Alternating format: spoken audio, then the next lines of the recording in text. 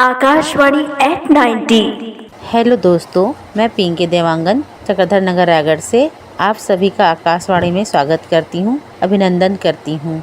आप जैसा कि जानते हैं कि आकाशवाणी को 90 वर्ष पूरे हो चुके हैं। यह पहले के दिनों का मनोरंजन और जानकारी प्राप्त करने का एकमात्र साधन था। आज मोबाइल और अन्य साधन होने के बावजूद भी हमारे जीवन में आकाशवाणी का महत्व उतना ही बना हुआ है। रेडियो को ही आकाशवाणी कहा जाता है। रेडियो में प्रसारित होने वाले कई कार्यक्रम हमारे मन को मुग्ध कर देते हैं, तो कई हमें मौसम की और खेती किसानी से जुड़ी जानकारी देते हैं कि हमें कौन से मौसम में किस चीज की खेती करनी चाहिए व उसका रख रखाव कैसे करना चाहिए। रेडियो पर तो पुराने गाने सुनकर मन प्रसन्नचित होता है। बाकी अंत में बस इतना कहना चाहूंगी कि रेडियो हमारे जीवन का एक अभिन्न अंग है। जय जवान जय किसान।